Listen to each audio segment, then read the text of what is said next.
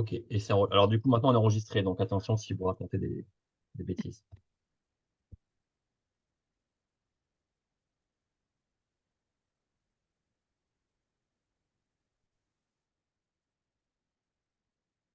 Eh bien, bonsoir à tous. Pour ceux qui nous rejoignent, là, vous êtes déjà une trentaine. On va commencer dans 2-3 minutes et merci d'être venus sur le numéro en santé avec l'assurance maladie, les URPS, l'ARS et l'ANS. Vous aurez le choix de poser vos questions dans l'onglet Q et R tout en bas et on commence dans 2-3 minutes.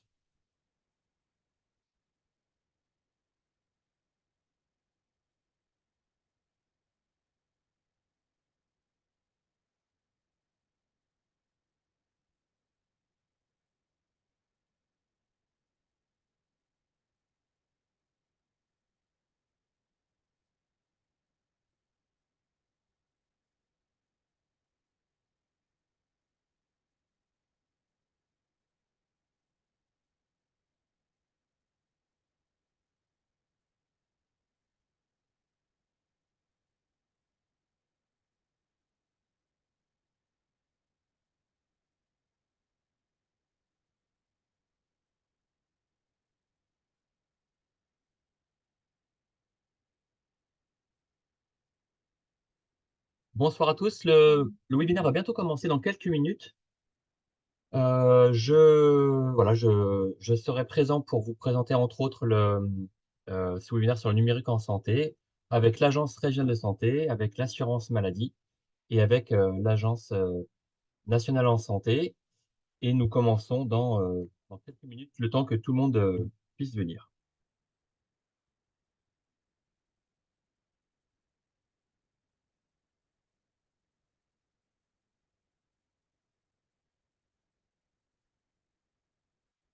Alors, on m'indique que le chat n'est pas disponible. Alors, vous aurez dans tous les cas la possibilité de poser vos questions dans l'onglet QR. Mais effectivement, le chat qui vous permet d'être un petit peu, de dialoguer entre vous et d'être convivial, n'a pas l'air d'être activé. Je vais voir si je peux l'activer en cours de webinaire.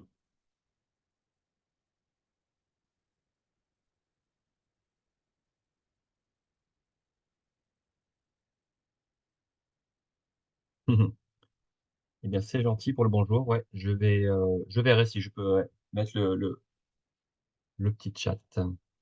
Allez, on commence dans 1 minute.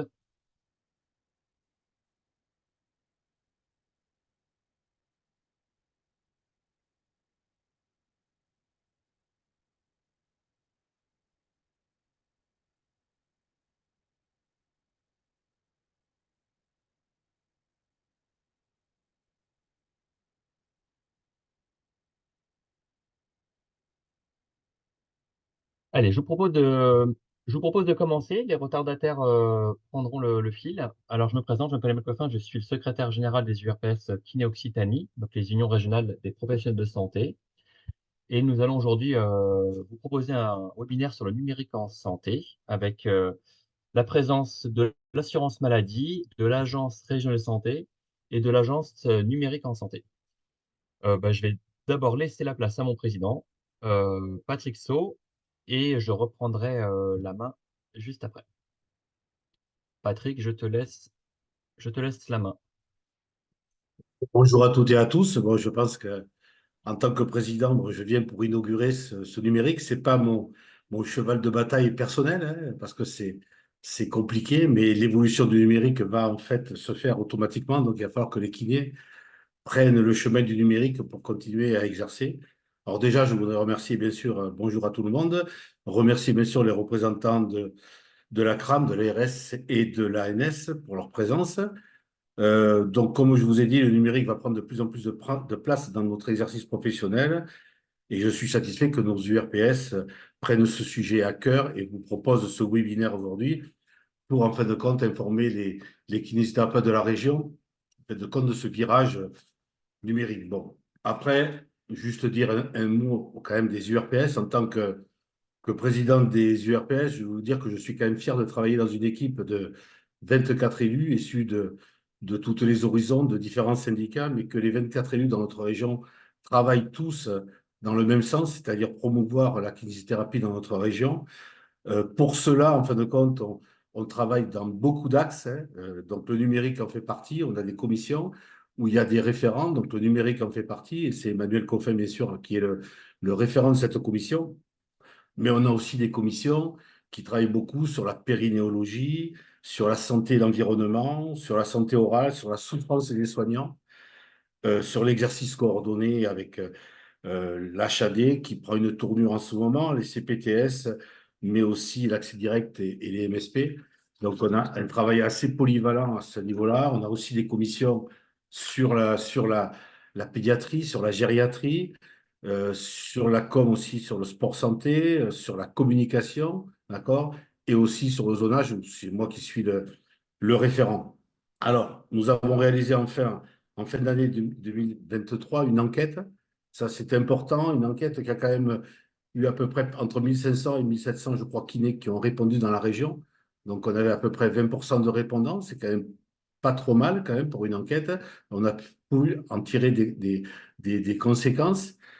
Cette enquête portait essentiellement au départ sur le zonage, parce que bon, l'ARS aujourd'hui a un nouveau zonage à mettre en place, qui devrait être mis en place vers le mois d'octobre 2024, à peu près, entre la mi et la fin octobre, puisque ça doit être voté dernièrement à la CRSA qui devrait passer au mois d'octobre.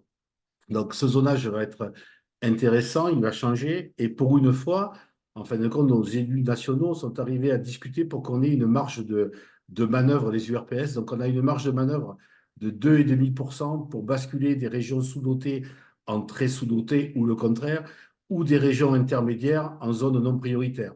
Donc là, on est en train de s'atteler à la tâche pour essayer de réguler ça le mieux possible. Et après, bien sûr, on en référera avec l'ARS.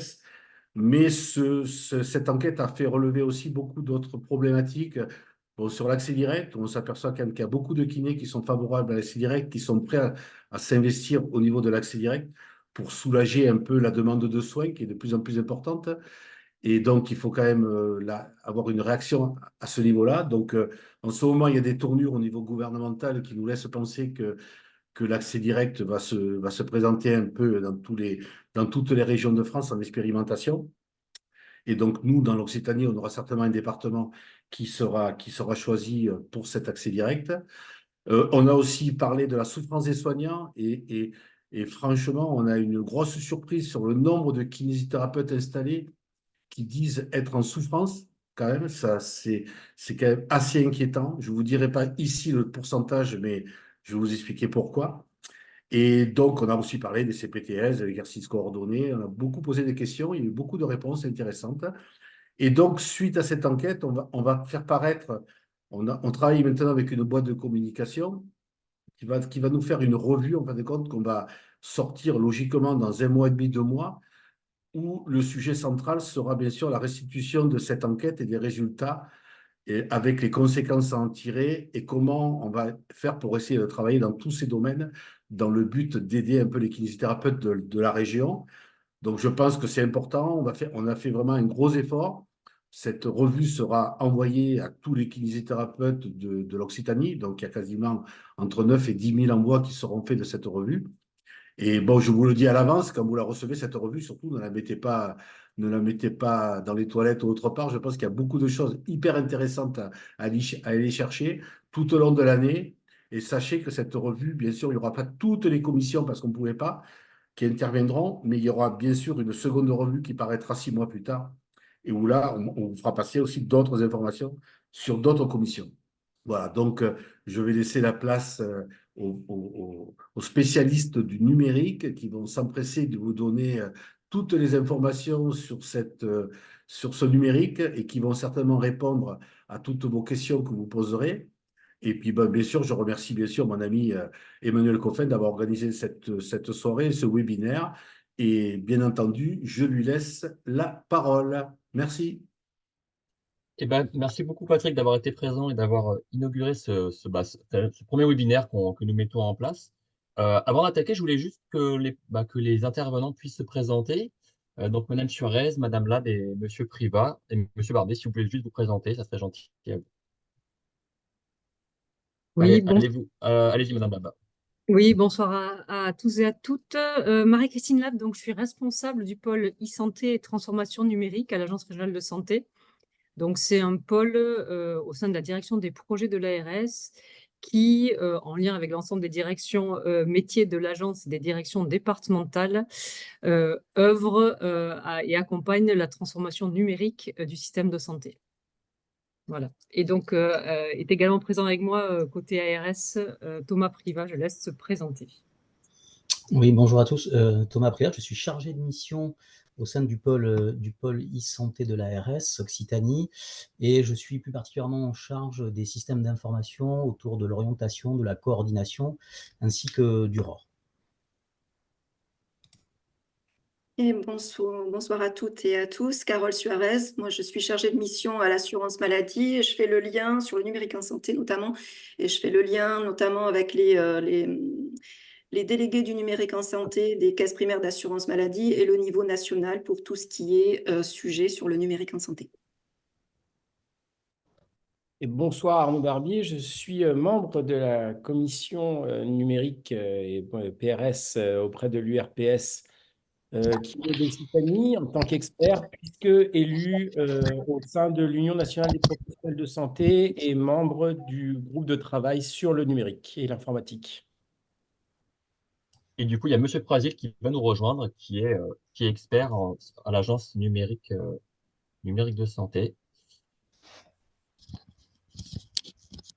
Et c'est parti. Donc, est-ce que vous avez bien l'écran en grand écran? Je pense que oui. Il dit que oui. Parfait.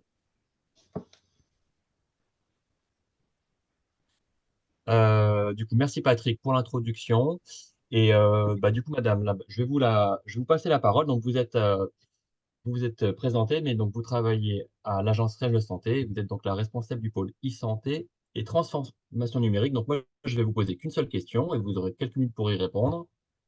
Quelle est la place du numérique dans le fameux plan régional de santé numéro 3?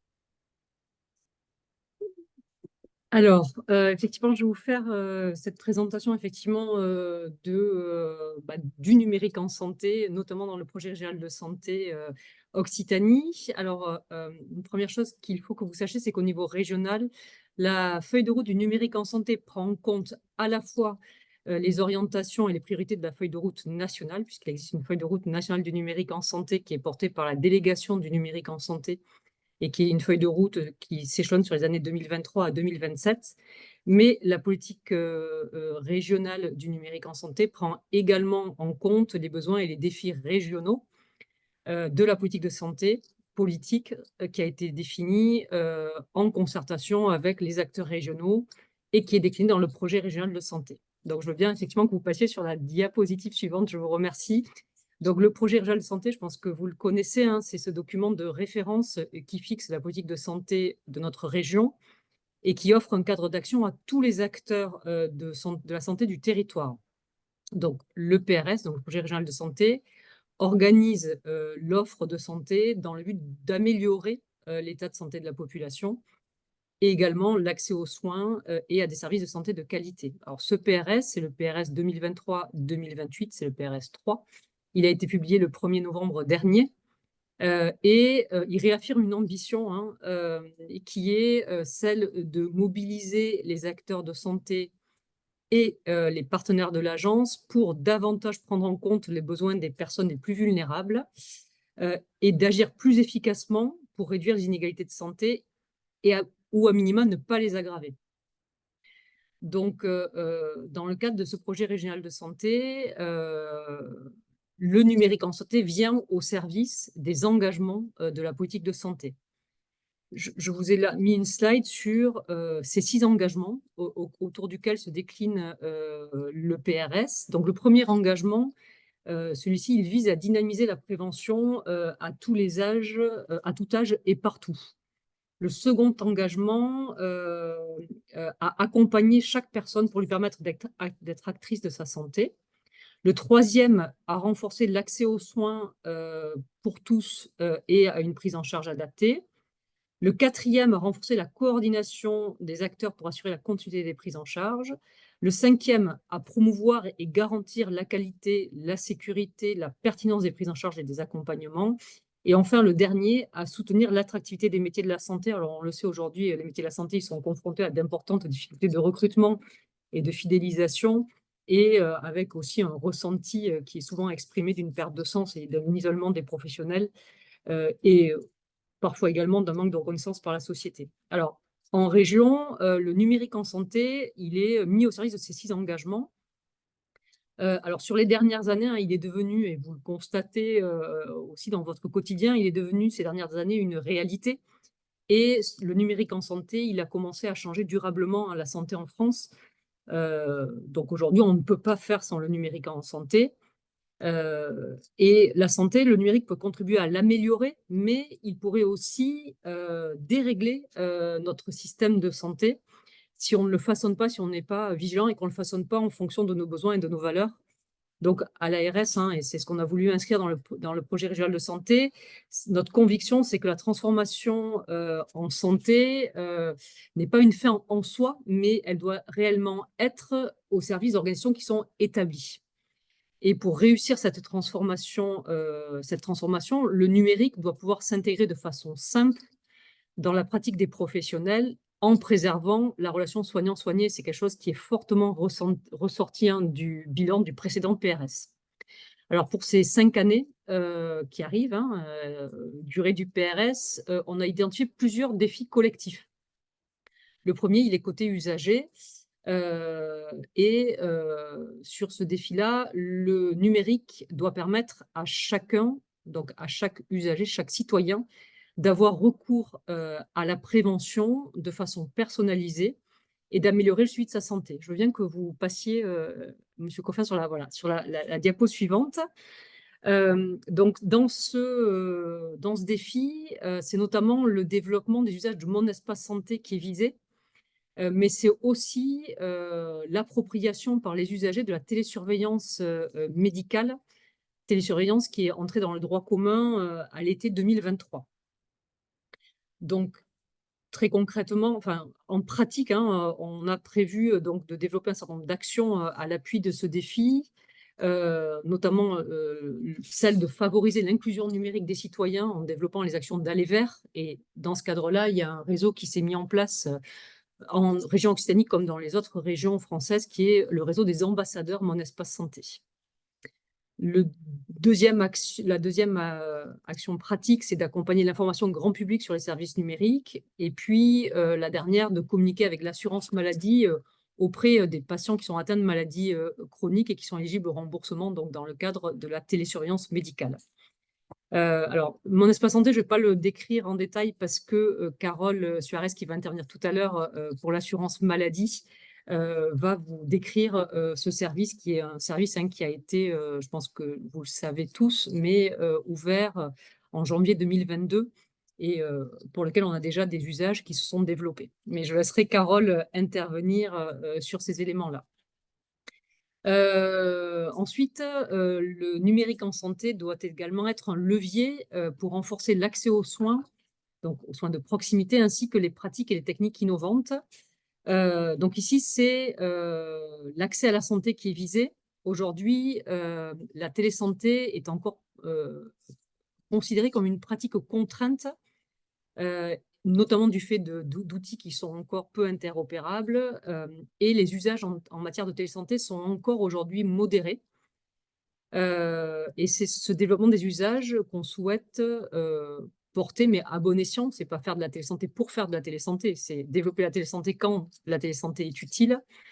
Donc c'est bien ça l'objectif du prochain PRS. Donc aujourd'hui, quand on regarde un petit peu les usages en termes de télésanté, on se rend compte, vous avez les chiffres sur la gauche de ce document, que les téléconsultations représentent moins de 5% du total des consultations au niveau de la région. Et donc là, c'est les chiffres côté plutôt médecins libéraux, que 37% des médecins libéraux aujourd'hui pratiquent la téléconsultation. Et ces ratios, ils sont complètement conformes à ce qui se passe au niveau national. Donc, Pour développer la télésanté, ce qu'on pense, c'est que ce n'est pas une question d'outils, mais il est plutôt nécessaire d'inscrire la télésanté dans des pratiques médicales et soignantes, ainsi que dans les projets médicaux de territoire. Donc, c'est ça l'objectif du numérique dans le PRS 2023-2028. Donc, je veux bien que vous passiez à la slide suivante.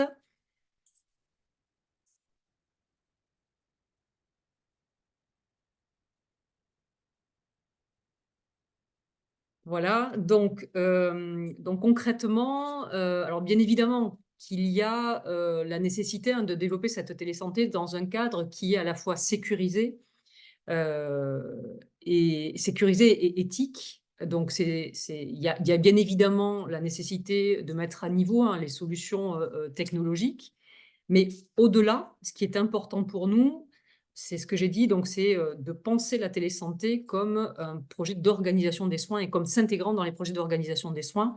Et par rapport à ça, il y a plusieurs axes et en pratique, plusieurs actions sur lesquelles vont porter les efforts dans les mois qui viennent.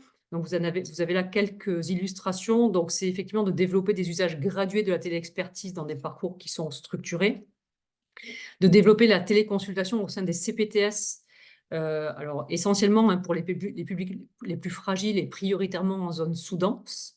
On se rend compte aujourd'hui, quand on regarde les chiffres, notamment autour des téléconsultations, que souvent les téléconsultations, elles sont plutôt réalisées au bénéfice de publics jeunes et plutôt qui sont dans des territoires urbains, contrairement à ce qu'on pourrait penser. Voilà. Donc là, c'est un objectif de développer ces téléconsultations plutôt en zone sous-dense. Ensuite, de développer la télérégulation pour éviter le recours inapproprié aux urgences. Et puis toujours de développer la télésanté pour des personnes qui sont en situation de handicap complexe, c'est-à-dire âgées, en établissement ou à domicile. Je veux bien que vous passiez à la slide suivante. Donc là, on a vu déjà 2 premiers défis sur le numérique en santé. Un troisième côté professionnel de santé eux-mêmes, c'est l'objectif que le numérique soit un levier au service de la coordination. Alors, ce qu'on constate, c'est que ces dernières années ont vraiment permis de rattraper un retard qui avait été accumulé précédemment et ont accéléré le développement du numérique en santé. Cette accélération, elle a été surtout vécue sur les dernières années dans le cadre du programme dit Ségur numérique, qui est l'un des programmes du Ségur de la santé et qui a permis de mettre et d'octroyer des moyens extrêmement importants au bénéfice du numérique en santé pour rattraper ce retard. Donc, c'est ce qui s'est passé.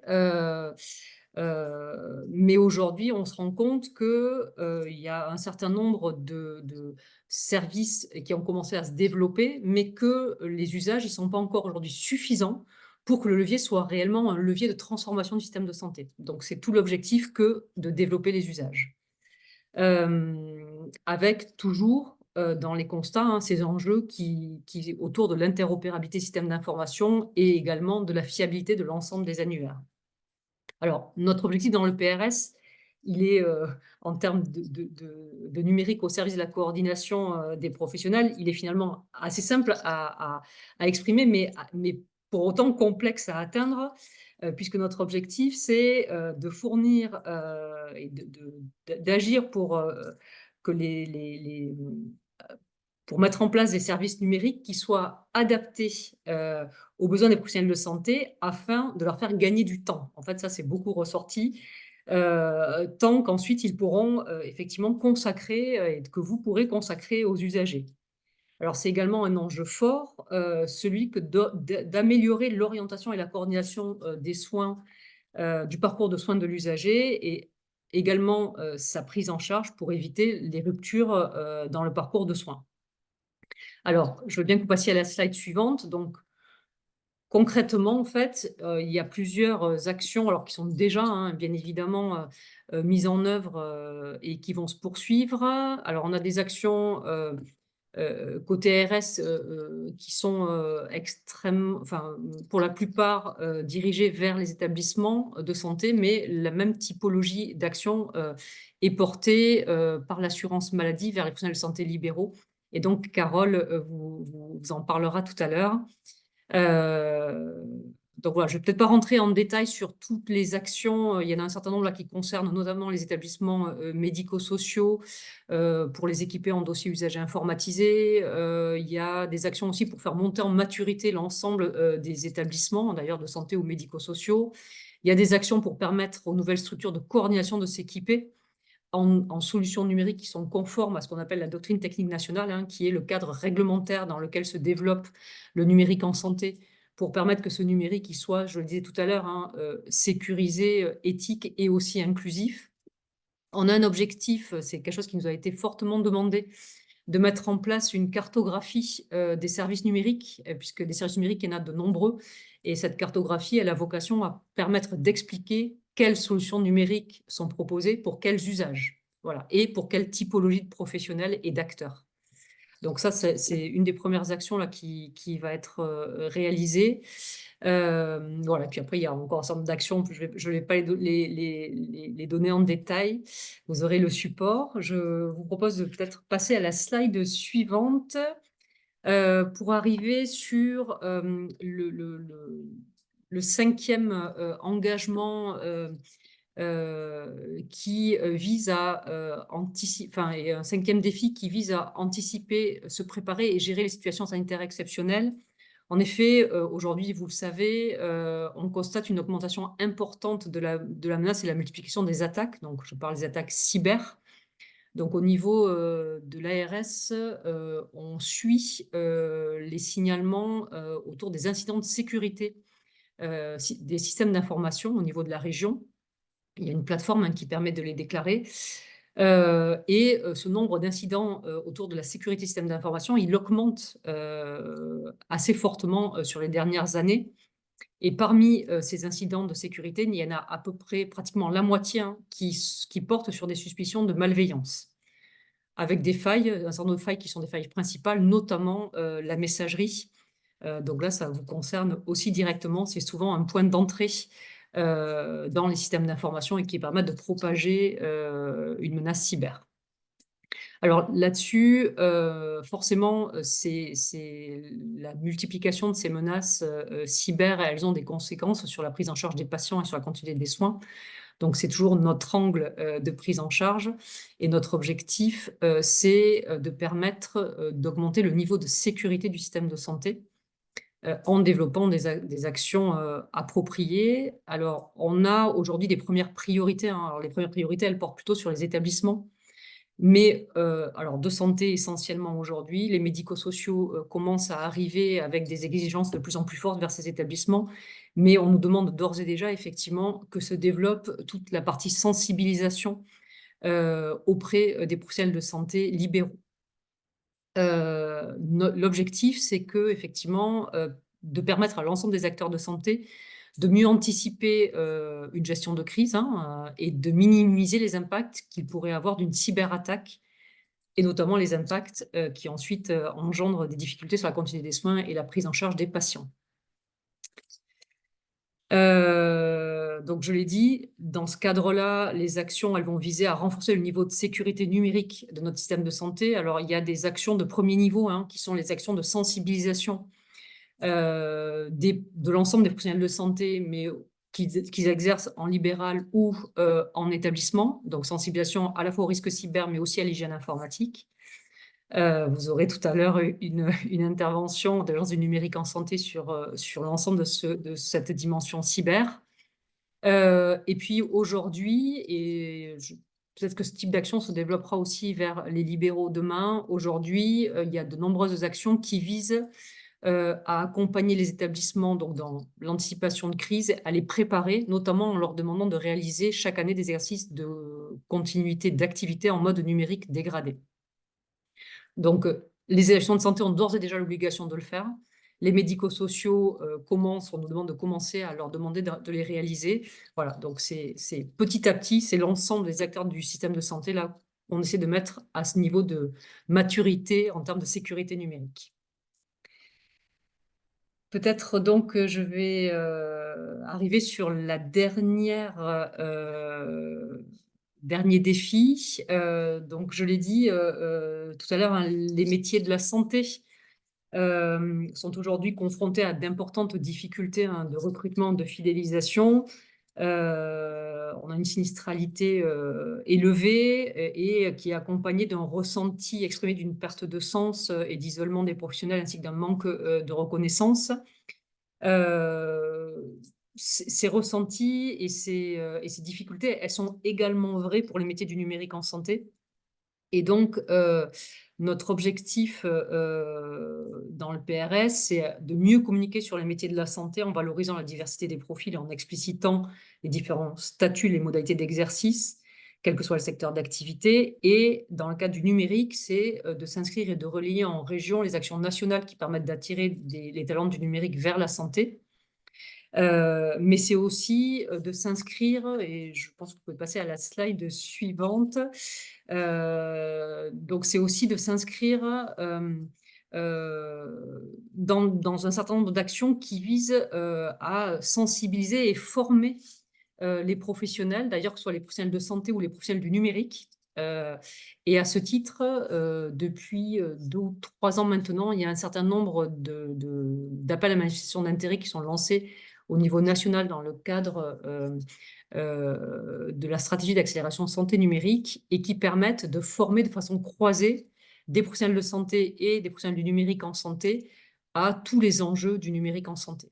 Voilà, pour essayer de faire monter en parallèle ces 2 catégories de professionnels en compétences et en maturité sur ces sujets-là. Voilà, j'en ai fini. J'espère que j'ai à peu près tenu dans le timing. Merci beaucoup, Madame là. Vous avez été parfait sur le timing à la seconde près, quasiment. Merci beaucoup. Il y a eu déjà quelques questions sur l'onglet QR. Ok, Donc, n'hésitez pas à poser vos questions au fur et à mesure et on reprendra. Est-ce que votre confrère, M. Privat, veut prendre du coup la parole pour cette partie moi, je suis pas sûre que ce soit nécessaire. En fait, on l'avait fait ensemble avec Thomas et on va peut-être prendre les questions et répondre aux questions qui ont été posées. Voilà. Voilà. S'il y a d'autres questions, bien sûr, n'hésitez pas. Merci beaucoup. On prend les Et du coup, questions. je le rappelle pour ceux qui sont venus un petit peu par la suite, voilà, le chat ne marche pas, donc on vous invite à poser vos questions et réponses là, dans l'onglet QR. En tout cas, merci beaucoup, Madame Lab et Monsieur Prévost, de votre présence ce soir et de nous d'avoir tenu le timing. Moi, je vais revenir du coup sur l'enquête qui vous a été proposée en début d'année, en février-mars. Vous avez été nombreux à y répondre. Voilà, sur où est-ce que vous en êtes sur le virage du numérique en santé. Et on vous a du coup proposé une petite enquête. Il y avait quoi, une quinzaine de questions, 3 minutes, et ça nous a permis du coup de faire un état des lieux. Et et d'ailleurs c'est pour là qu'on est là tous ce soir, puisque on a vu en fonction des résultats que je vais vous communiquer qu'un webinaire était attendu. Alors d'abord sur vraiment votre participation à l'enquête, voilà, on frôle la parité avec 51% de femmes, 48% d'hommes. S'il y avait un âge moyen des répondants, c'était 46 ans et demi environ. Donc je suis bien plus jeune du coup que la moyenne, ça me fait plaisir. Et sur l'année de diplôme, on était à peu près sur une même année de diplôme de 2001. Voilà, juste pour vous redonner ces informations. Ce qui est intéressant, c'est que tous les départements ont répondu. Alors avec une majorité du coup de l'Hérault à 30% et de la Haute-Garonne à 20%. Mais ensuite, voilà, tous les départements ont répondu et étaient concernés par cette enquête, les 13 départements de l'Occitanie. Alors par contre, sur les questions qui fâchent, là, les connaissances numériques en santé, euh, là, il y avait quand même que 20% qui ont répondu oui. Donc, d'où l'intérêt de cette formation ce soir. On voulait en savoir un petit peu plus sur votre manière d'exercer. Donc, vous êtes 42% à avoir répondu, vous étiez en structure individuelle, donc vraiment tout seul. Et 56% à travailler en groupe, donc avec assistant ou associé. Il y avait une question qui était moins bien formulée, c'était sur les structures pluriprofessionnelles. Il y avait d'autres questions qui les précisaient après sur les autres exercices. Alors là, du coup, j'ai un petit souci pour voir la question.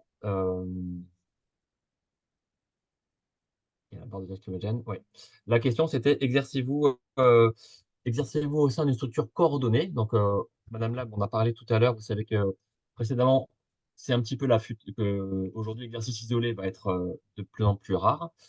Donc, vous avez été oui à 55% à répondre que vous étiez en exercice coordonné. Et la question d'après, justement, précisait quel style de structure. Donc, sur les 46%, donc sur les 54%, vous êtes 69% à travailler en communauté professionnelle territoriale de santé. Vous savez que c'est les grandes ambitions du moment à déployer cette forme de coordination. Et parmi donc ces grands territoires, vous avez aussi la possibilité de travailler en maison de santé professionnelle ou en équipe de soins primaire. Et ben, j'en ai déjà fini avec avec le début de l'enquête. Donc là, c'était juste pour préciser un petit peu l'enquête. Et je vais laisser la parole à Monsieur Croisil, qui travaille à l'Agence nationale de santé et qui est expert en cybersécurité. Monsieur Croisil, est-ce que vous êtes là ce soir? Oui, bonjour à tous. Bah, je vous laisse vous présenter et si ça vous convient, je peux défiler les slides au fur et à mesure. D'accord, c'est parfait. Bonsoir à tous, Vincent Croisil. Donc, je fais partie de l'équipe sécurité de l'Agence du numérique en santé. Je travaille principalement sur toutes les questions de régulation du numérique en santé, donc sur tous les référentiels, guides de bonne pratique qui concernent le secteur de la santé. Et donc, aujourd'hui, l'idée, c'est de vous faire une petite intro en fait sur les questions de cybersécurité qui peuvent vous concerner à votre niveau, et puis aussi vous indiquer éventuellement vers quelles ressources vous pouvez vous tourner sur ces questions-là. Donc, je suis désolé, sur la diapo précédente, je me suis trompé sur l'acronyme. C'est bien l'Agence numérique de santé et pas l'Agence nationale. Oui, c'est l'Agence du numérique en santé, oui, c'est ça, tout à fait. Allons-y, vous pouvez passer peut-être sur la slide suivante. Donc, pour faire une petite intro sur le sujet. Donc voilà, je pense que vous avez tous entendu parler dans l'actualité d'incidents de cybersécurité qui peuvent toucher, bon, il y en a eu beaucoup notamment qui ont, enfin, en tout cas ce sont peut-être ceux qui ont été les, les plus médiatisés, qui ont touché des structures de santé, mais ça peut toucher un petit peu toutes les catégories de population, les entreprises, les administrations et même les particuliers. Aujourd'hui, voilà, peut être un petit peu dommage, c'est que on trouve pas, c'est difficile en fait enfin, on parle pas beaucoup des moyens de se prémunir de ces attaques. C'est pas toujours évoqué dans l'actualité. Et puis, les sources d'informations sur le sujet, elles sont nombreuses, elles peuvent diverger. Et voilà, parfois on peut se trouver un petit peu perdu en fait sur ces questions et pas savoir bien quelles sont les bonnes pratiques à appliquer. Par ailleurs, en tant que professionnel de santé libéraux, vous êtes amené de plus en plus à utiliser l'outil informatique dans votre quotidien. Et donc, du fait de cette utilisation, ça vous expose aussi quelque part à ces incidents de sécurité qui peuvent avoir un impact parfois sévère sur votre activité. Parce que on peut parler, par exemple, dans le cas de rançongiciel, hein, dont on entend souvent parler, c'est toutes vos données qui peuvent être bloquées d'un coup et peuvent vous empêcher d'exercer, ou en tout cas d'avoir accès aux données de vos patients. Voilà. Et puis par ailleurs, vous êtes aussi soumis à des obligations de sécurisation de ces données qui sont des données de santé à caractère personnel. Et donc voilà, donc c'est important voilà, d'être sensibilisé un petit peu à ces questions. Alors, je vous laisse passer sur la slide suivante.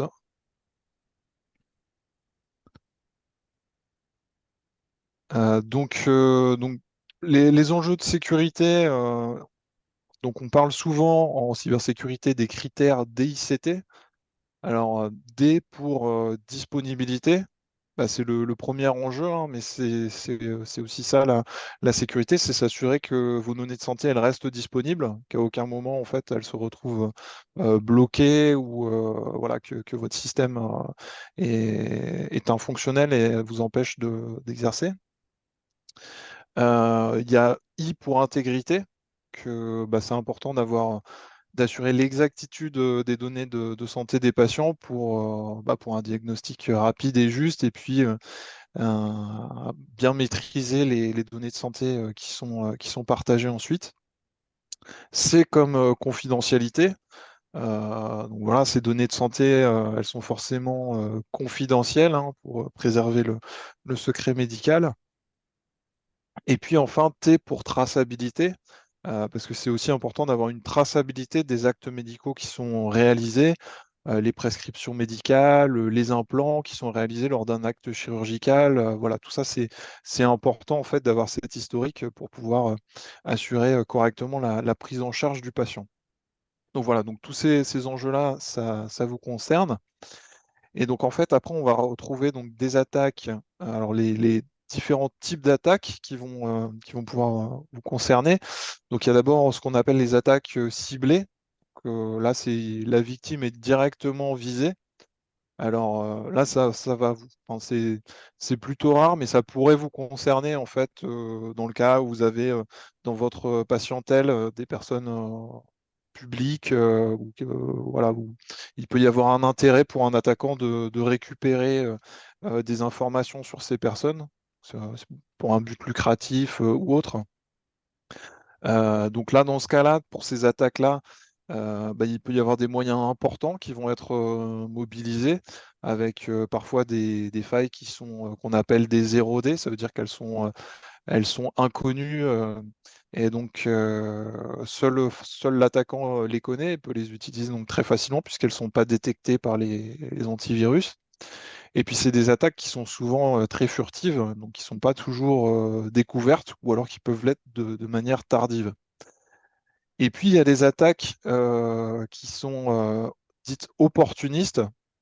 Donc là, c'est les attaquants en fait, qui découvrent, enfin, il y a une faille qui peut être découverte, et donc bah, ils développent un code qui permet d'exploiter cette faille dans un équipement informatique. Et donc, bah, ils vont lancer une même attaque sur un grand nombre de cibles différentes au hasard. Et bah, en général, cette attaque, elle va fonctionner que sur un faible pourcentage des utilisateurs qui ont été ciblés. Donc, en général, ce sont ceux qui sont les moins bien informés en fait, sur ces questions de cybersécurité et qui sont donc les moins bien protégés. Donc voilà, donc la bonne nouvelle pour vous, c'est que en fait, ce sont d'abord ces attaques opportunistes qui vont vous concerner principalement. Et que donc, bah, si vous prenez la mesure de quelques règles d'hygiène informatique, entre guillemets, des règles de bonne pratique, bah, vous pouvez assez facilement vous prémunir de ce type d'attaque. Alors, pour expliquer aussi quels sont un petit peu les vecteurs d'attaque qui sont les plus courants, alors vous avez donc, ce qu'on appelle un vecteur d'attaque, c'est le moyen par lequel un attaquant va atteindre une cible. Donc, le principal vecteur d'attaque aujourd'hui, ça reste la messagerie électronique, hein, parce que tout le monde en utilise. Vous l'utilisez probablement tous les jours dans votre activité. Donc, c'est un moyen pour un attaquant qui est très simple et discret d'atteindre une cible, hein, passer par la messagerie électronique. Il peut toucher rapidement un grand nombre de personnes. Et puis, bah, par ce biais, en fait, il y a de nombreux types d'attaques différents qui sont possibles. Ça peut être simplement une pièce jointe malveillante qui va être ajoutée au message envoyé. Ça peut être un lien vers une page web malveillante. C'est le cas, notamment, ça peut être le cas pour les attaques dites de phishing ou de hameçonnage, où l'attaquant essaie de vous amener à vous connecter sur une page qui ressemble très fort à une page que vous connaissez, mais qui est en fait maîtrisée par cet attaquant. Et donc, bah, lorsque vous saisissez votre login et votre mot de passe, et ben forcément, il récupère ce login, ce mot de passe, et il peut ensuite s'authentifier à votre place. Et puis, donc, il y a bah, toutes les applications que vous utilisez qui peuvent être bah, tous les jours, en fait, il y a des nouvelles vulnérabilités qui sont découvertes par des chercheurs, mais aussi par des pirates sur ces applications. Et donc, bah, il est essentiel, c'est vraiment important de les mettre à jour de façon régulière pour que bah, ces correctifs ils soient appliqués sur votre application et que donc bah, vous ne soyez pas victime d'attaques qui pourraient être lancées voilà, sur vos applications ou votre système d'exploitation. Et donc après, donc, il y a toutes les sites web malveillants. Ça peut être aussi les clés USB échangées. Ça peut être de l'ingénierie sociale. L'ingénierie sociale, c'est le cas où une personne vous contacte, ça peut être par téléphone ou autre, et sur la base de quelques informations qu'il connaît sur votre personne, il va essayer en fait de vous amener à lui fournir des informations qui vont lui permettre d'accéder à certaines de vos données. Donc pour essayer de vous aider sur ces aspects-là, donc l'ANS, l'Agence du numérique en santé, a travaillé sur un document de référence qui cible bah, l'ensemble des professionnels de santé en exercice libéral. Donc c'est un document que l'on a élaboré avec la contribution de professionnels de santé libéraux. Et je me souviens qu'il y avait notamment un masseur kinésithérapeute qui faisait partie du groupe de travail avec lequel on a élaboré ce document. Et puis, il y avait des juristes en droit de la santé. Et donc, bah, l'objectif de ce document, ça a été de répondre le mieux possible à vos attentes. Donc, on a essayé de faire un document qui soit le plus pragmatique possible. Parce qu'on sait bien que la sécurité informatique, c'est pas votre cœur de métier. Vous avez un métier à exercer. Donc, bah, l'objectif, c'est d'aller vraiment à l'essentiel et pas chercher à faire de vous des experts de la cybersécurité. Donc, on a essayé vraiment d'aller sur les points les plus essentiels et les plus faciles à comprendre, les bonnes pratiques qui vont vous permettre de gagner rapidement en sécurité. On a essayé de le rendre attractif, ce document, de le rendre le plus clair possible et simple à lire. Et puis, on a essayé de faire en sorte qu'il soit en phase aussi avec les pratiques du terrain, parce qu'on sait que pour nombre de professionnels de santé en exercice libéral, bah, souvent, c'est un prestataire informatique qui vient assurer bah, le suivi, le maintien en conditions opérationnelles de vos équipements informatiques. Et donc, bah voilà, on a essayé d'ajouter à ce document une annexe qui liste un petit peu les points de sécurité qui vont devoir être regardés par votre prestataire informatique, qui va vous permettre de communiquer avec lui sans avoir forcément à comprendre derrière tout ce qu'il peut y avoir derrière. Et puis on a essayé de le rendre le plus autoporteur possible, hein, c'est-à-dire que on a évité de faire des renvois vers des multiples documents. On a essayé voilà, de tout centrer sur ce document pour vous faciliter la lecture.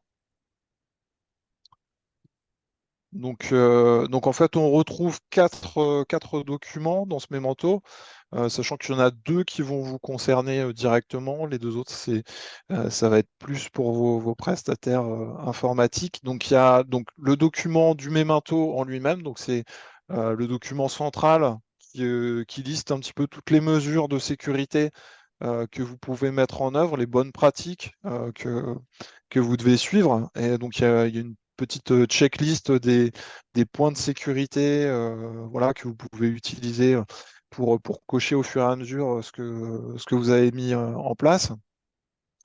Donc voilà, ça c'est le cœur du document sur lequel vous retrouvez toute l'information. On a fait une fiche synthétique qui repose sur un A4 recto verso qui vous permet voilà, d'avoir en un coup d'œil, sans y passer trop de temps, la liste des thématiques. Et puis après, donc, il y a l'annexe dont je vous parlais, donc, qui vous permet d'avoir une liste de points de sécurité qui sont importants pour vos prestataires informatiques. Donc, vous pouvez soit directement l'ajouter au contrat et demander, vous assurer que votre prestataire informatique respecte ces points de sécurité qui sont assez basiques mais importants. Ou vous pouvez les passer en revue avec lui un par un et vérifier que tout est correctement réalisé par votre prestataire.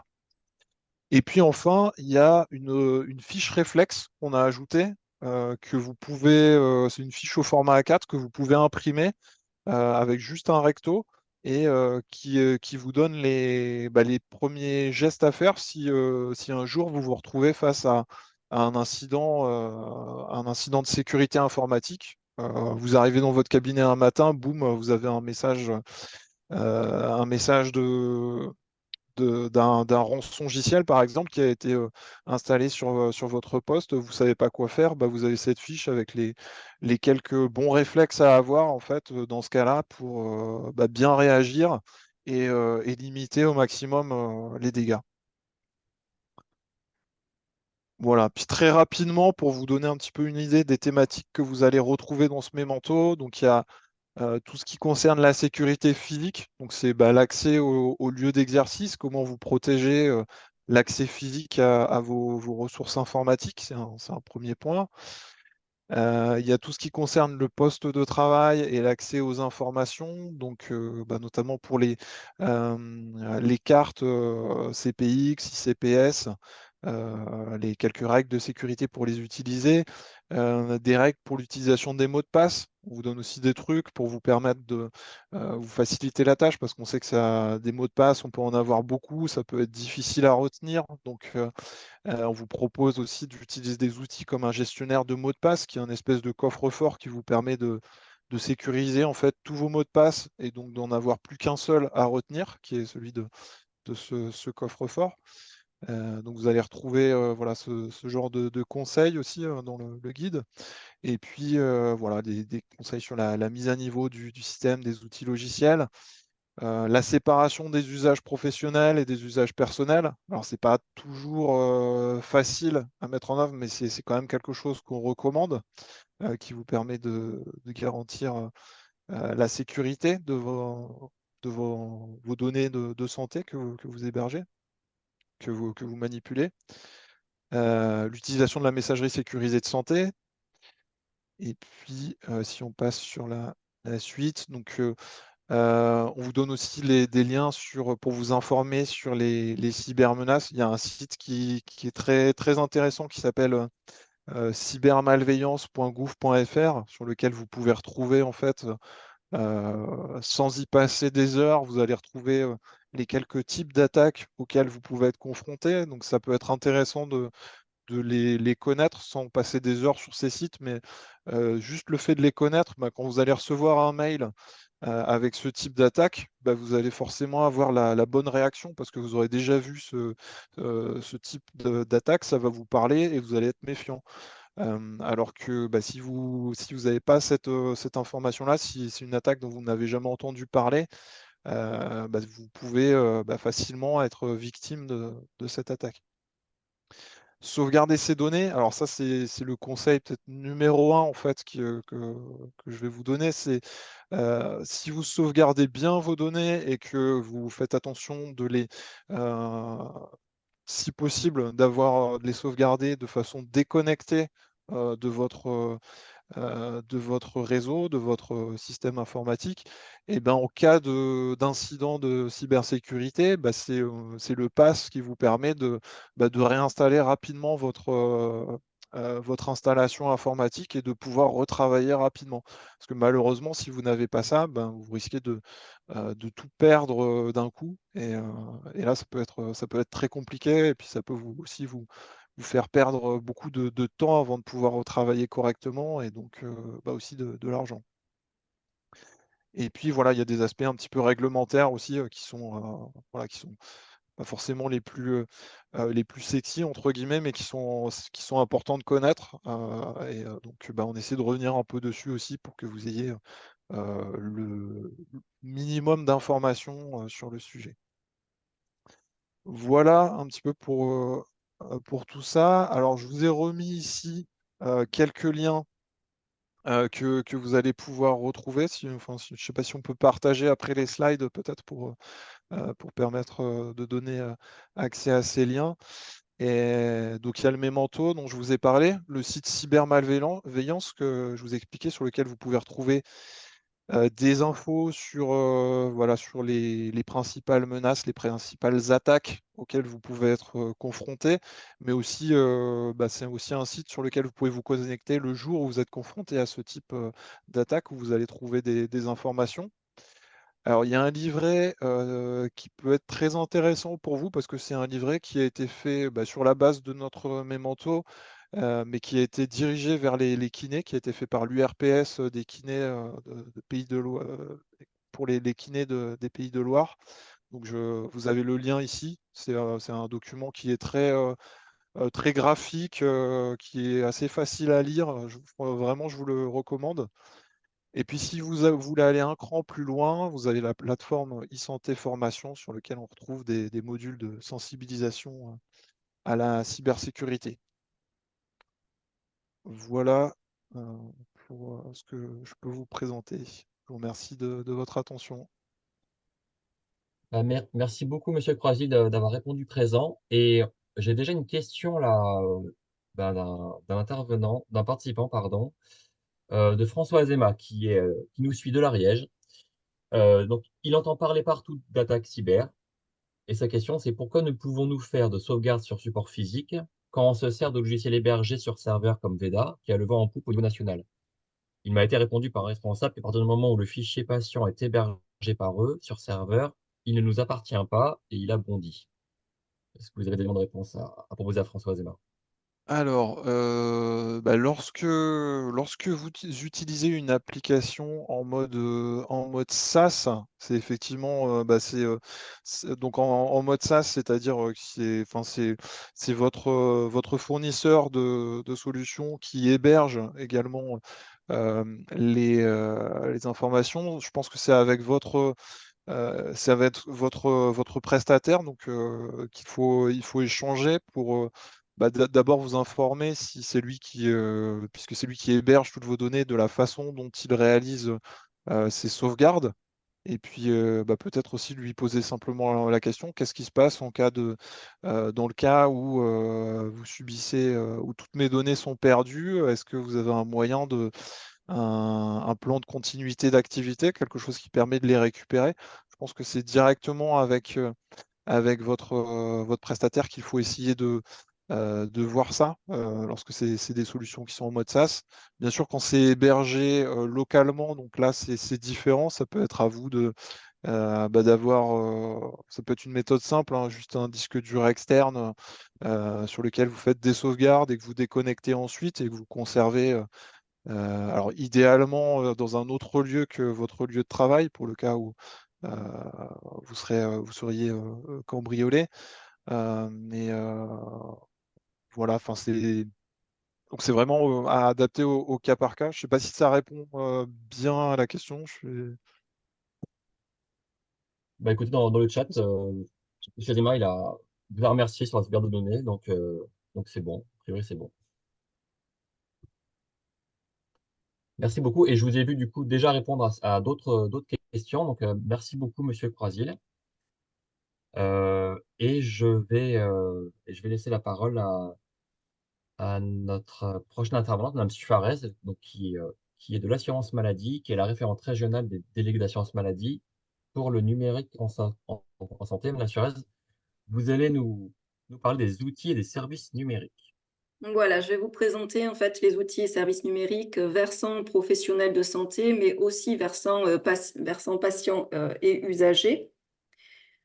Donc, tout a commencé finalement avec l'accélération du numérique en santé et le Ségur du numérique en santé qui a été lancé en 2021. C'est un investissement de 2 milliards d'euros qui a été mis sur le numérique et son ambition, c'était de généraliser le partage fluide et sécurisé des données de santé entre les professionnels de santé et les patients. Donc au-delà des de cet investissement qui est quand même une démarche inédite, portée par la puissance publique, et au-delà des enjeux, et des objectifs, généraux qui sont, présentés sur la slide, cela permet surtout la mise à jour des logiciels métiers, qui est financée par l'État au bénéfice des professionnels de santé. Donc aujourd'hui, le Ségur, il a commencé par concerner les couloirs médecine de ville, radiologie, laboratoire et officine, mais également les établissements de santé sanitaires et médico-sociaux. Mais il est bien prévu des travaux en cours pour les autres professions, dont les masseurs-kinés, d'ici la fin de l'année pour que vous puissiez échanger de façon beaucoup plus fluide avec vos logiciels métiers. Donc sur la suivante, quand on parle de services socles, on parle essentiellement de 5 services socles. Le premier, c'est donc l'identité nationale de santé qui permet finalement aux usagers de disposer d'une identité numérique unique. On va détailler tout à l'heure chacun des services socles. Donc là, je vous les présente globalement. Le dossier médical partagé, qui est donc la brique principale de l'espace santé numérique des usagers. La messagerie sécurité de santé qui va permettre de sécuriser les échanges entre professionnels de santé, mais également avec les patients. L'ordonnance numérique qui va permettre de sécuriser la dispensation des médicaments et de lutter contre la fraude.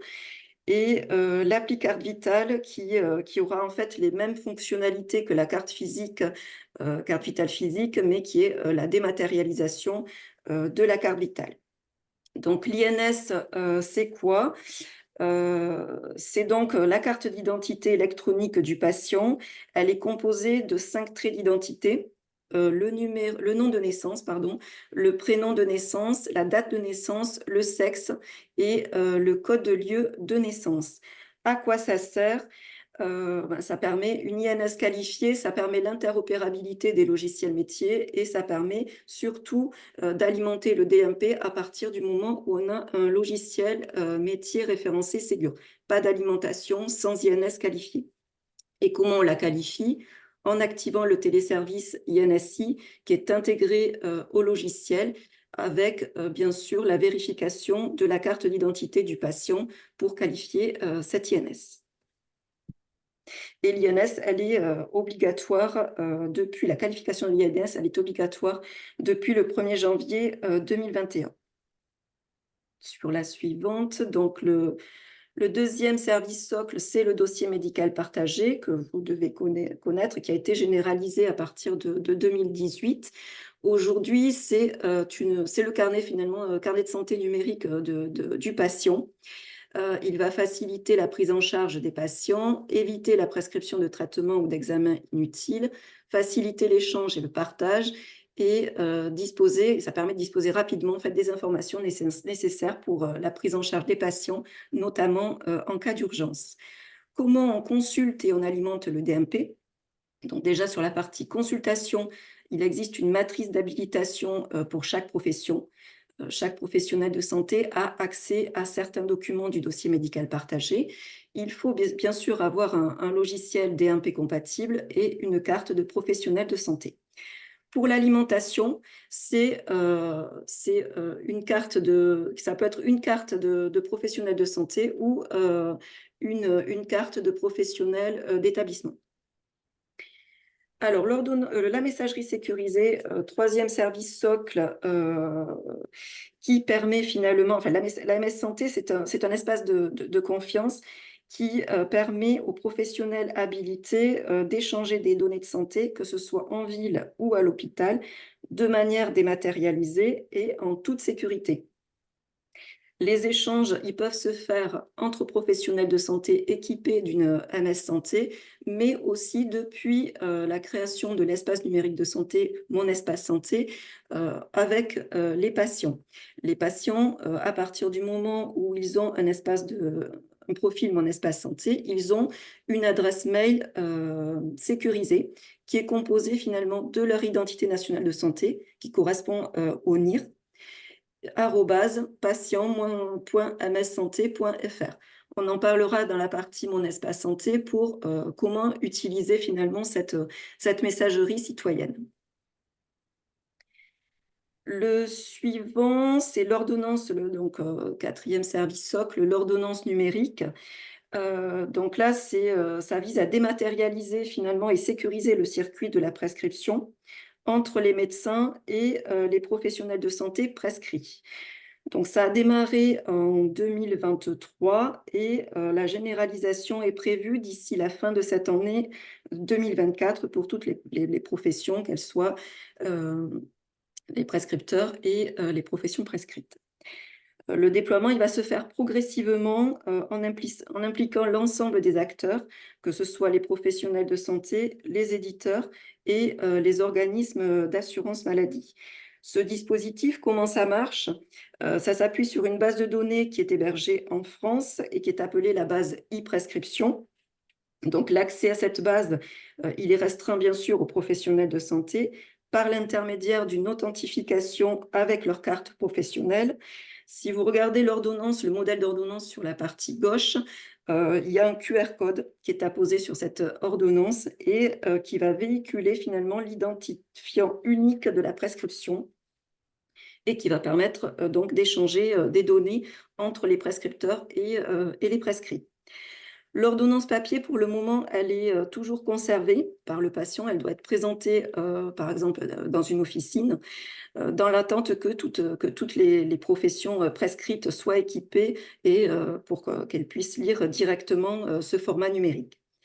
Et le patient, bien sûr, il pourra aussi retrouver une copie de son ordonnance dans son espace numérique qui sera automatiquement alimenté depuis le logiciel métier du professionnel de santé. Donc là, je vous ai parlé des services socles, les 4 premiers services socles qui concernent davantage, on va dire, les professionnels de santé. On parlera de l'appli Carte Vitale, qui est un autre service socle dans cette partie versant patient usager. Donc, il y a une loi qui a été votée en juillet 2019 pour transformer le DMP et qui a créé donc l'espace numérique de santé pour tous les citoyens au 1er janvier 2022. Ce service, il est créé pour donner donc la main aussi aux patients afin qu'ils puissent gérer ces données de santé et faciliter aussi la coordination des soins entre les professionnels de santé. La loi définit les grands principes de fonctionnement de cet espace, fonctionnalité et aussi les modes d'accès des professionnels. Comme je vous ai dit tout à l'heure, il existe une matrice d'habilitation pour chaque profession. Et cet espace de santé, il est donc basé sur la brique la plus importante qui est le DMP, mais finalement qui est particulièrement élargie et qui devient une des fonctionnalités de Mon Espace Santé.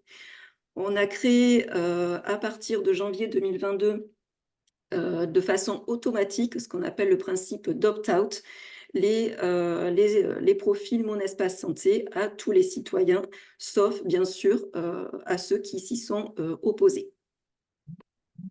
Donc, sur la suivante, pour vous présenter les briques de Mon Espace Santé. Donc, c'est le carnet de santé numérique finalement personnel et sécurisé de toute personne.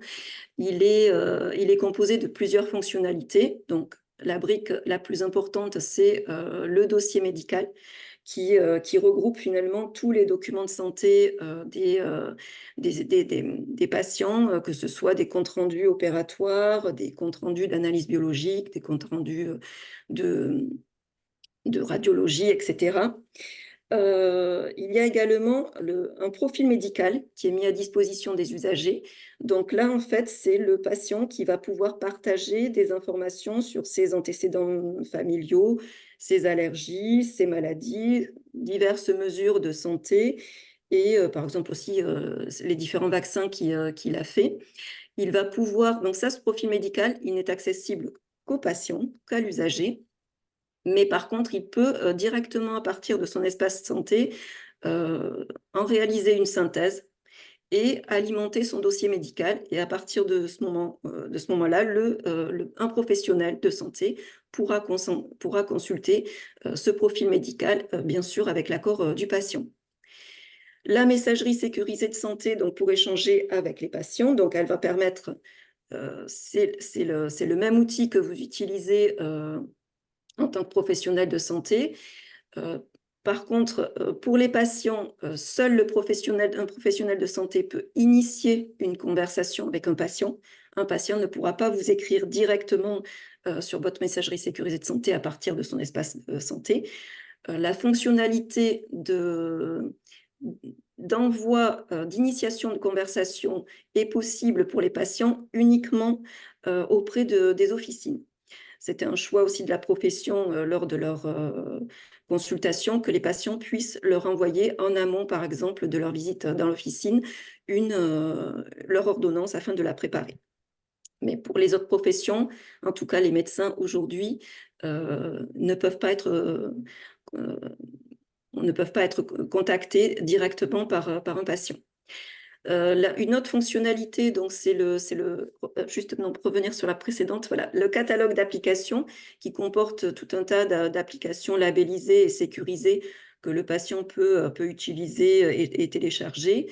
Et pour le moment, il n'y a pas d'interférence et d'interconnexion, on va dire, avec les autres fonctionnalités de mon espace santé, mais il pourrait s'avérer que certaines applications soient interconnectées. La dernière fonctionnalité de mon espace santé, c'est l'agenda de santé, donc, qui arrive très bientôt et même d'ici la fin de ce mois d'avril, je pense.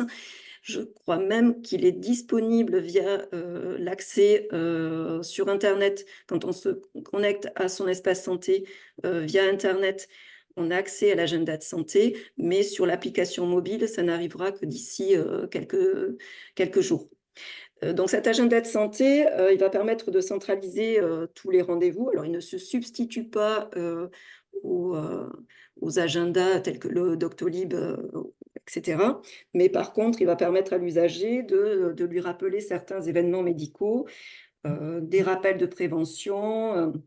Il sera aussi, en fonction de son âge, averti de certains examens à planifier, que ce soit les bilans de prévention, les dépistages, etc.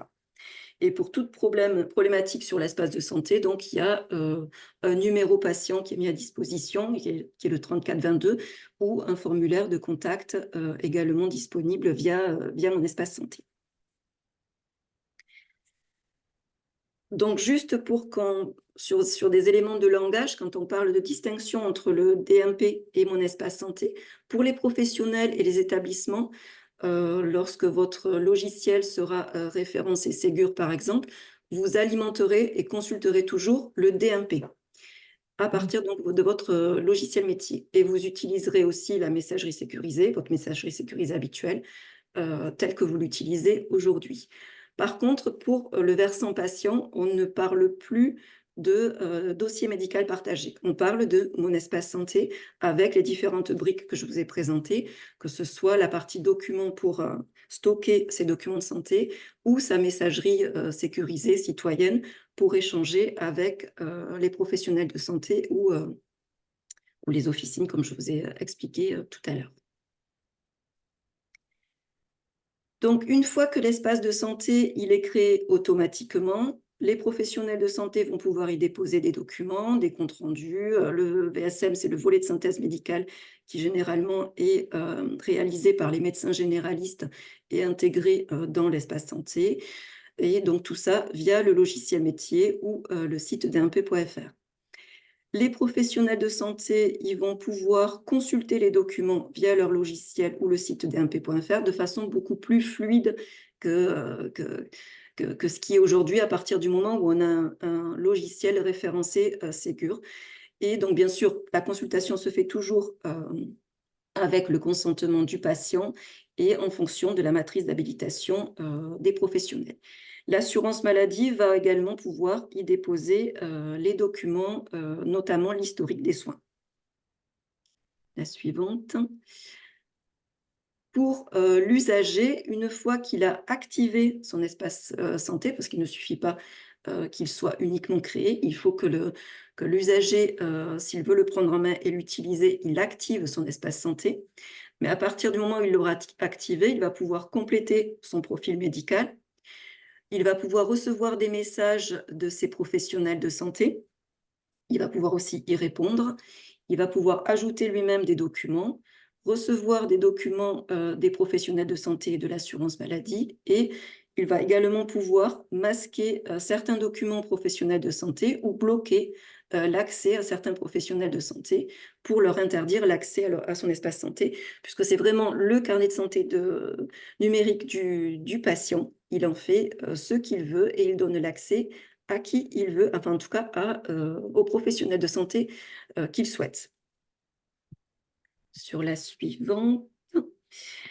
Donc sur les accès professionnels de santé et patients au dossier médical, on voit qu'un usager qui a activé son profil Mon Espace Santé, donc au niveau patient, il va pouvoir alimenter son espace santé, il va pouvoir le consulter, et les professionnels qui le prennent en charge pourront alimenter et consulter également le DMP, l'espace santé, mais surtout la partie document finalement de l'espace santé. L'usager qui aurait un profil Mon Espace Santé, mais qui ne l'aurait pas activé, il ne va pas pouvoir l'alimenter, il ne va pas pouvoir le consulter. Par contre, les professionnels qui le prennent en charge vont pouvoir l'alimenter et le consulter, mais toujours, bien sûr, avec le consentement du patient.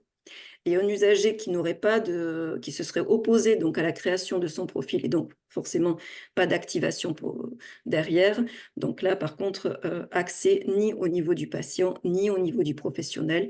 Mais ceci dit, il peut à tout moment demander à ce qu'on lui à recréer son espace santé. La décision n'est pas définitive. Quand on regarde quelques chiffres, aujourd'hui, on a quand même plus de 98% des Français qui ont un profil Mon Espace Santé. On a un peu moins de 2% qui s'y sont opposés. 11 millions d'usagers qui l'ont activé. Donc, c'est aussi mois par mois quand même en forte progression. On a plus de 272 millions de documents alimentés par des professionnels de santé sur les 36 derniers mois. 18 millions de documents qui ont été alimentés par les patients eux-mêmes. Sur la suivante, pour avoir quelques chiffres sur l'Occitanie. Donc en Occitanie, à fin mars 2024, on est une des régions extrêmement dynamiques sur l'alimentation du DMP, puisqu'on a plus de 73% de DMP qui sont alimentés donc avec un document médical, donc hors document qui aurait été alimenté par le patient lui-même ou hors les documents qui peuvent être alimentés par l'assurance maladie.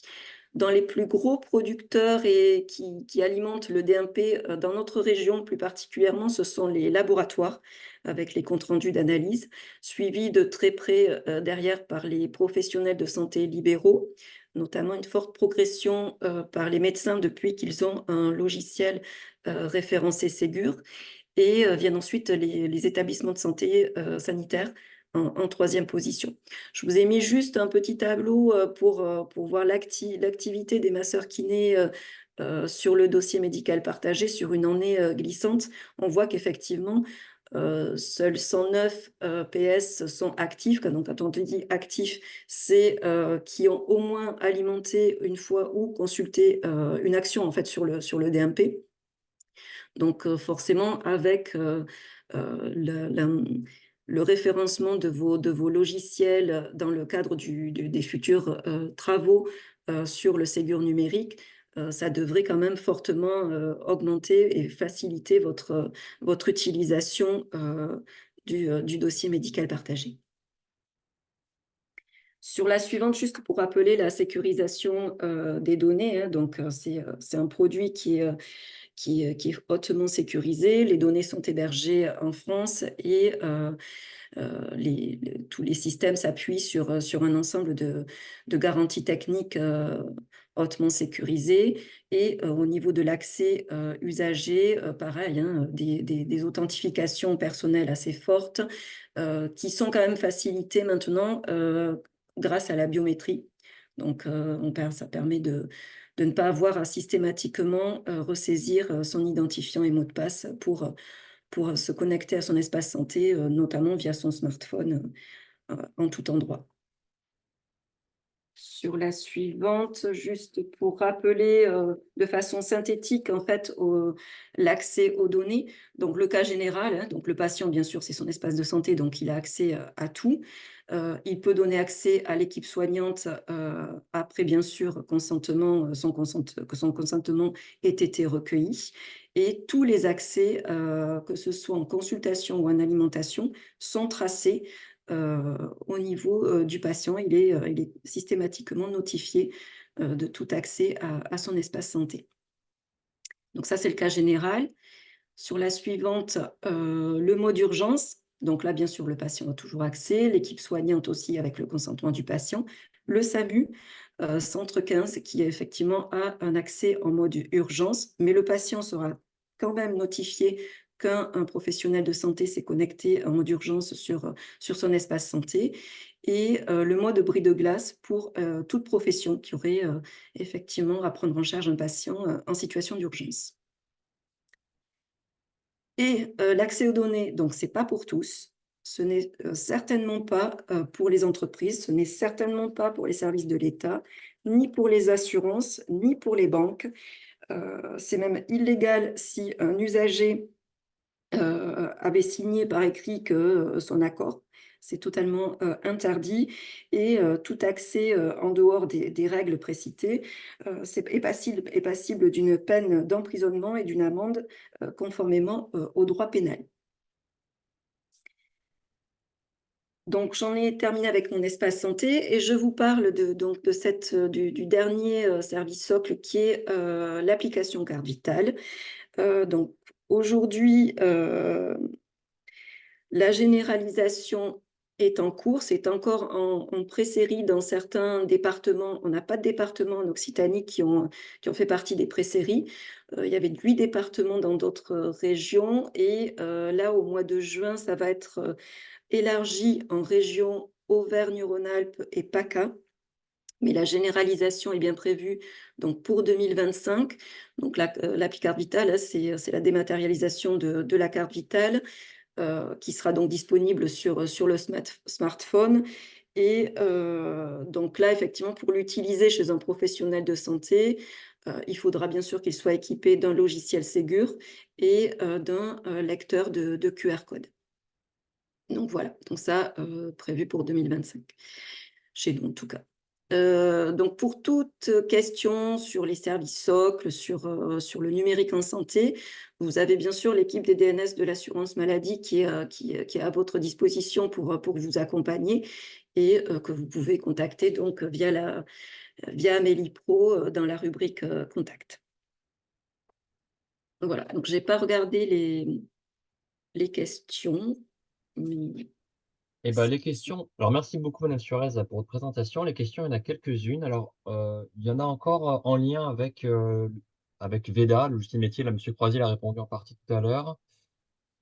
François nous redit que c'est une question qu'il a soulevée du coup en commission paritaire départementale et en commission paritaire régionale.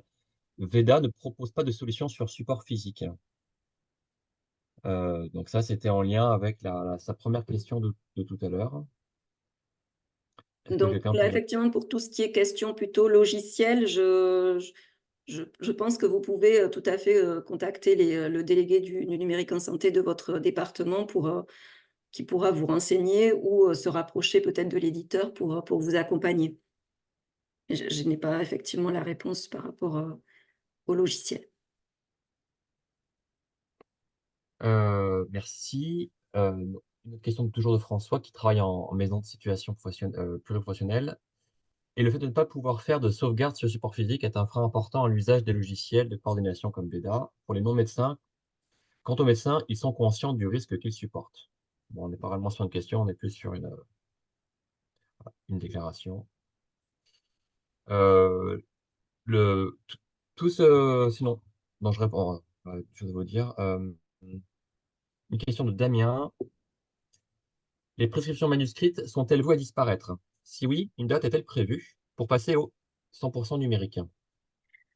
Alors, pour le moment, effectivement, le support papier est toujours indispensable et tant qu'en fait toutes les professions prescrites ne seront pas en capacité de faire de l'ordonnance numérique, le support papier sera encore nécessaire. Après, le patient peut recevoir l'ordonnance dans son espace numérique de santé et la présenter à l'officine, mais mais voilà, tant que toutes les professions prescrites ne sont pas, opérationnelles, le support papier sera encore, nécessaire. Merci beaucoup. Et pour répondre à Lauré Verdu, oui, il sera possible d'avoir les slides là, sur simple demande sur le site URPS Kiné. Et on vous mettra aussi le lien du replay. Il y aura un replay de la soirée qui sera disponible directement sur le site. Donc, via les réseaux sociaux, n'hésitez pas à continuer à nous suivre. Beaucoup de dispositifs ont été mis en place, mais les professionnels ont-ils le temps pour compléter les DMS? Les DMP peut-être? DMS, je sais pas. Je pense que c'est plutôt des. Ouais, je pense. Ouais. Sinon, c'est un autre acronyme qu'il va falloir que vous inventiez, Mme Furez. Alors peut-être que c'est un acronyme que je ne connais pas, mais alors effectivement, pour alimenter les DMP, alors pour votre profession, c'est bien que vous ayez sûrement des logiciels DMP compatibles. L'alimentation au DMP n'est pas encore très... Ah, durée moyenne de séjour. Ah non, bah alors je ne sais pas vous répondre sur cette question. Mais si c'est pour l'alimentation du DMP avec un logiciel Ségur, c'est extrêmement facile, en tout cas, de faire de l'alimentation du DMP.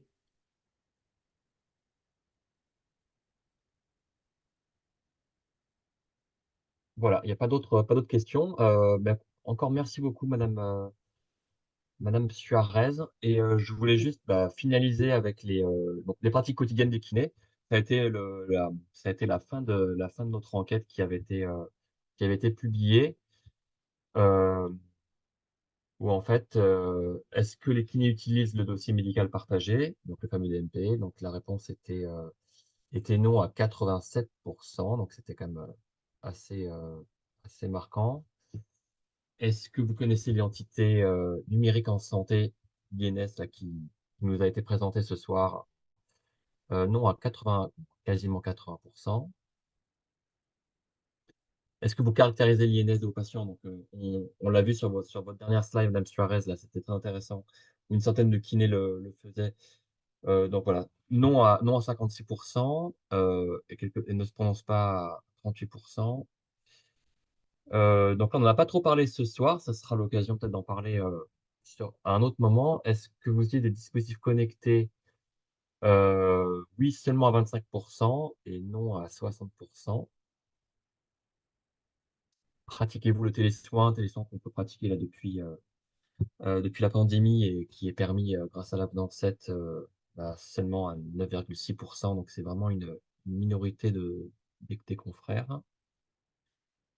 Transmettez-vous le bilan de vos patients? Alors oui, oui à 45%. Après, sous quelle forme? Encore 35%, encore 20% par papier et 40% par messagerie, mais pas forcément sécurisé. Donc, c'est d'où l'importance d'être revenu dessus ce soir. On avait posé une question sur la sensibilisation de la cybersécurité, du coup, et on est content que M. Croisille ait été présent ce soir. Donc, allez, Mitch, quasiment 50% qui étaient sensibilisés, qui étaient au courant. Et voilà. Donc, la place aux questions, c'est en cours. Je crois que j'avais une dernière chose à vous dire, mais bon, ça va me revenir. En tout cas, merci. Merci beaucoup à tous les intervenants d'avoir été présents. Et il reste donc quelques questions. Euh, de Benoît Guiraud, là dans le 31. Est-ce que les aides financières sont-elles prévues pour que les professionnels de santé s'équipent? Alors, une réponse un peu large. Alors, je pense qu'il y a quelques aides avec le FAMI, forfait d'aide à la motion informatique qui est mis en place par l'assurance maladie. Il y a aussi des aides pour les outils connectés. Après, est-ce qu'il y a d'autres aides de prévues dans l'avenir? Est-ce que quelqu'un a Moi, une autre alors, je réponse, Madame parle Lab? sous le contrôle de Carole, mais effectivement, notamment par rapport à tous les services que Carole vient de présenter et au fait que l'alimentation, notamment de mon espace santé, des documents de mon espace santé, est facilitée par des solutions logicielles dites Ségur, enfin référencées Ségur. Ça va venir pour le couloir dont vous faites partie. Alors, je n'ai pas la date. Carole, peut-être tu l'as. Mais dans ce cadre-là, c'est ce qui s'appelle le dispositif qui est mis en place par l'État et qui est un dispositif d'équipement qui s'appelle SONS, et jusqu'à présent, pour l'ensemble des couloirs qui ont été embarqués, donc les couloirs, hein, c'est établissements de santé, établissements médico-sociaux, professionnels de santé, donc vous allez faire partie, et je pense que le couloir regroupant les masseurs kinés a été lancé, va donner lieu de la même façon à ce dispositif d'équipement et qui donc fait en sorte que l'État paie directement la mise à niveau de vos logiciels pour des logiciels référencés Ségur sur la base de bons de commande que vous produisez. Voilà. Donc, Tout à fait, Madame Lab, moi faisant partie justement de ce couloir qui naît au sein du Ségur numérique, de notre profession, la date provisoire et on l'espère tenue sera pour la commercialisation dernier trimestre 2024. Voilà. Et on y travaille d'arrache-pied. Une question donc, d'Isabelle Breton. Est-ce que l'utilisation... Ah, pardon, pardon, excusez-moi.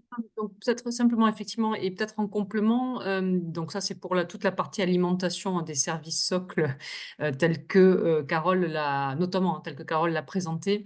Peut-être en complément de dire que par ailleurs sur un certain nombre de services, il peut y avoir des solutions régionales qui peuvent être proposées. C'est le cas par exemple sur la messagerie sécurisée de santé alors pour lequel vous avez tout le choix. Alors, il y a eu pas mal de questions, il y a eu quelques questions sur la messagerie sécurisée de santé, donc c'est pour ça que je rebondis aussi sur celle-là. Donc, bien évidemment, vous avez le choix de vos éditeurs de messagerie sécurisée de santé. Il y a plusieurs solutions qui sont aujourd'hui référencées, labellisées en tant que messagerie sécurisée de santé. On a fait le choix au niveau de la région de faire porter par le GRAD e-santé Occitanie, qui est une structure qui vise à développer le numérique en santé, hein. L'ARS finance une solution qui s'appelle la solution Medimail, dont vous pouvez bénéficier si vous le souhaitez. Voilà. Merci beaucoup, Madame Lab. Une autre question, est-ce que l'utilisation des ordonnances numériques implique que les médecins à la retraite ne pourront plus faire de prescription?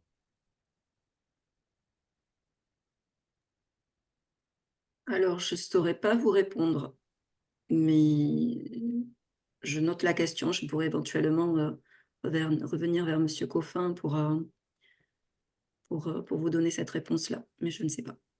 Ben, merci beaucoup et je reviendrai vers Madame Breton pour lui donner la réponse. Euh, je vais vous reposer, on va enchaîner sur les questions, mais je voudrais juste profiter que vous soyez encore là pour vous faire juste un petit sondage. 3 questions sur la soirée de ce soir. Une petite enquête de satisfaction.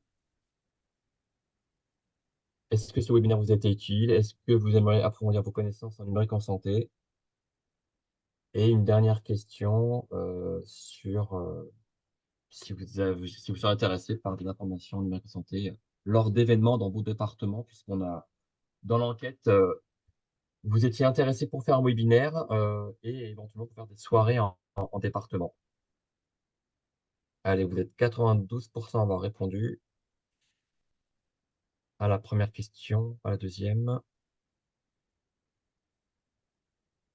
et à la dernière.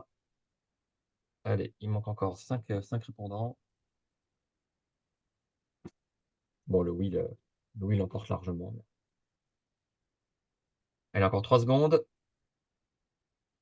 Et voilà. Et bien voilà. Merci beaucoup pour merci beaucoup pour ce sondage. Du coup, voilà, on vous, on reviendra vers vous rapidement. N'hésitez pas à suivre tout ça sur les réseaux sociaux. Et écoutez, pour les questions, je pense on a pris le temps et et je vous remercie à tous les 4, tous les 5 même d'avoir répondu en direct. J'aimerais, Patrick nous a débuté, inauguré le webinaire. Patrick, je vais te laisser le petit mot de la fin pour clôturer cette belle soirée et je vous dis merci à tous d'avoir été là et puis bonne soirée à tous. Ben, écoutez, je remercie bien sûr tous les intervenants, que ce soit l'ARS, la CPM, bien sûr Emmanuel et Arnaud de leur présence.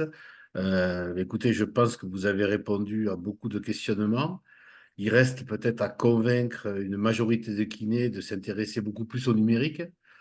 Et ça, je pense que c'est peut-être de notre côté dans la communication, hein, avoir cette communication envers eux, en fin de compte, pour leur expliquer que de toute façon, le tout numérique, le virage arrive et qu'il faut qu'ils s'y préparent. Voilà. Mais on sait que les kinés sont longs à se mobiliser quand il y a un changement. Ils sont tous le nez dans leur guidon pour travailler. Et c'est vrai que dès qu'on leur dit quelque chose de plus, ils pensent toujours que c'est des complications.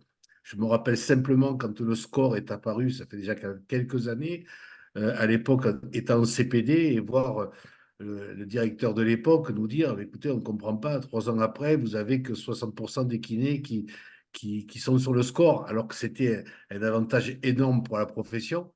Donc tout ça pour montrer que, voilà, les kinés iront vers cette solution, mais peut-être qu'il faudra le temps qu'ils arrivent à être convaincus d'aller vers cette solution. Voilà.